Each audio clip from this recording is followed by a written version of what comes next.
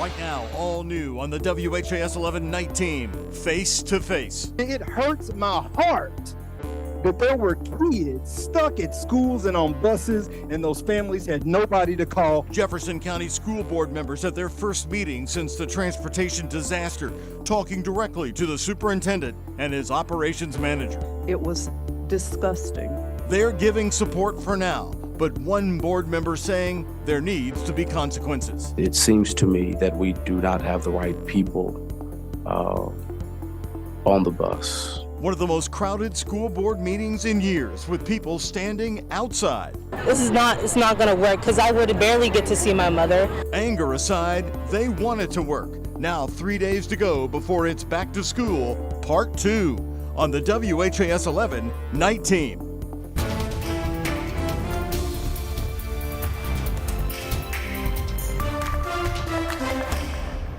It was pretty hectic. We know it's a little hectic school year, but this was really traumatic this year.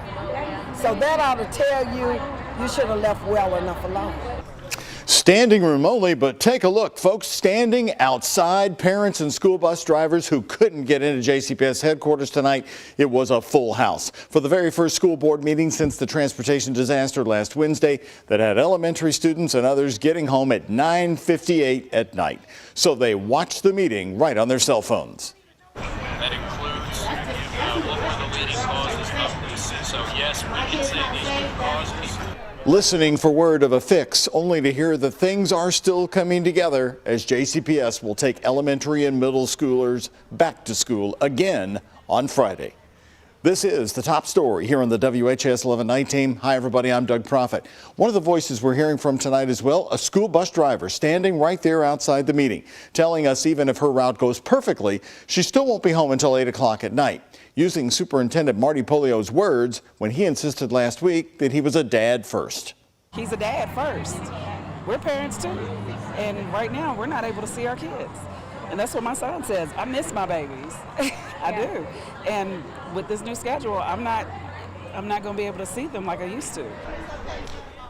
The top headlines out of this meeting: that bus tracking app may not be ready to go now until early next week. And the school board wants an independent audit of just what happened. WHAS 11 night team's Taylor Woods and photojournalist Ian Hardwitt covered the anger and hope in the room. Taylor? Well, Doug, JCPS Superintendent Dr. Marty Polio presented a plan at tonight's school board meeting. His presentation included solutions to increase communication support between students, drivers, parents, and staff. I was mad, confused, perplexed, upset,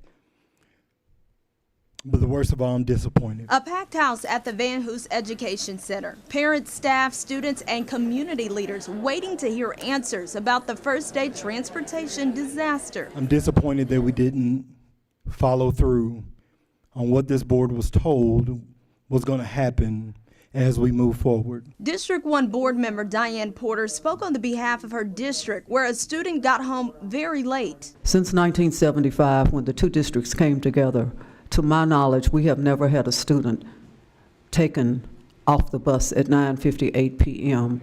This is unacceptable. JCPS Superintendent Dr. Marty Polio presenting what they've been able to accomplish since the mess. A key fob will be placed on students' book bags so the bus driver can make sure the student is on the right bus. This Friday, staff members will make sure the elementary and middle school students know their bus stop and numbers information. But a new bus tracking app may or may not be ready on Friday, instead looking more like next week. Or it can have notifications in the afternoon that the bus is entering the neighborhood so that the parent knows that they go meet their bus. We hope to have that ready to go.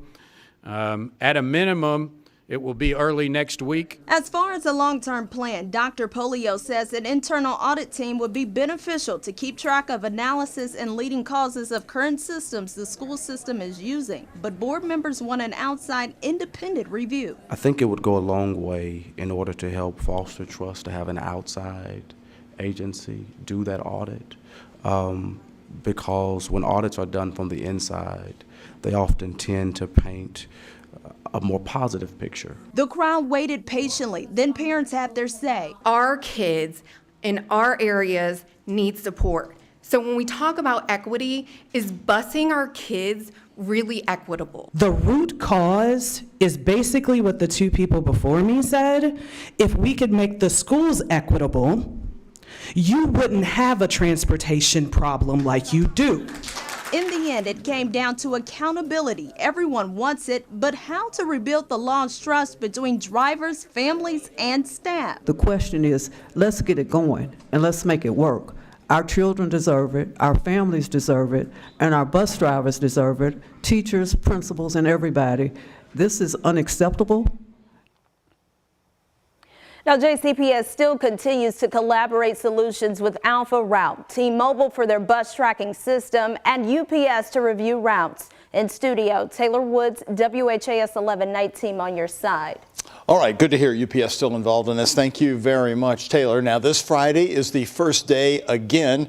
Only elementary and middle will go back on Friday. And then on Monday, it's high schoolers and everyone else. And that will be, as you can imagine, the full test. Tonight, Superintendent Polio said the new bus tracking app most likely would be ready to go by early next week. There's a chance it could be ready by Friday.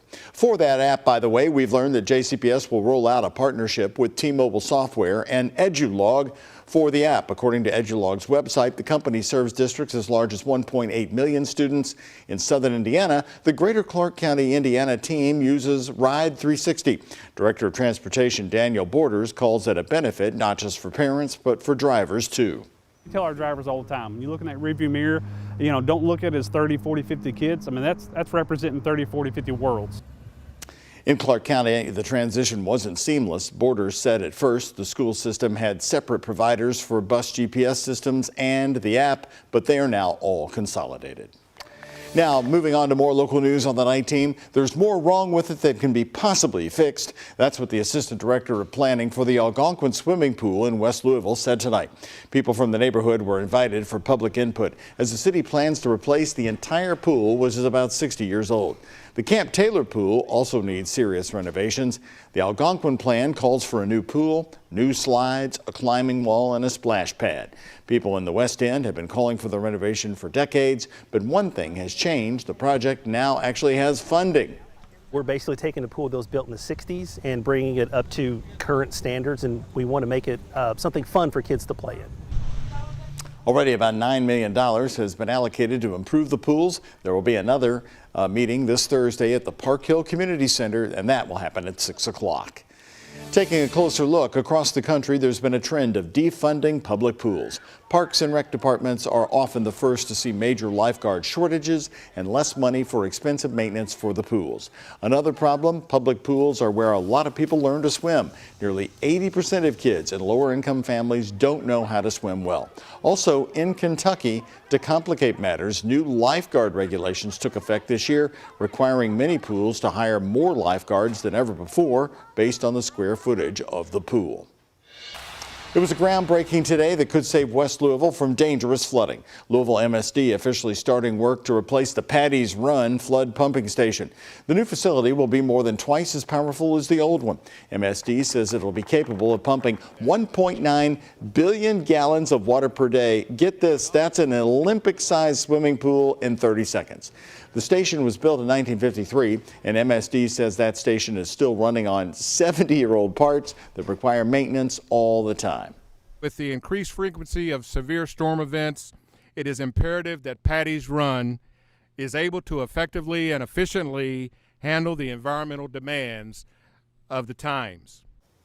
MSD says the $230 million project will replace the outdated station and will reduce the flood risk for 63,000 Louisvillians. The project is expected to be finished in December of 2026.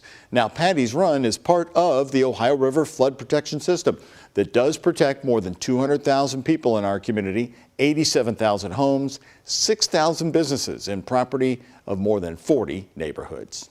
As you heard Tony Parrott of MSD say, the increase in severe weather is playing a massive part in exposing outdated infrastructure. The more destructive and unpredictable weather patterns are putting wastewater systems at risk. Across America, 1/3 of wastewater facilities would be at risk of flooding if a major storm happened today. The risk analysis firm First Street Foundation discovered that our region had a severe risk of flooding by 2053. There are new details tonight on the shooting death of a 16-year-old Carroll County, Kentucky teenager. The arrest citation gives us a glimpse of what happened leading up to the shooting. 16-year-old Bryce Stewart was shot in Owenton, Kentucky on Sunday. According to police, 40-year-old Timothy Stone was arrested in the case. He admitted to police that he had 10 beers and a shot of bourbon before showing the teenager a rifle. According to the arrest citation, Stone shot Stewart in the chest while showing him the gun. Stone is charged with manslaughter and he's being held on a bond of $100,000.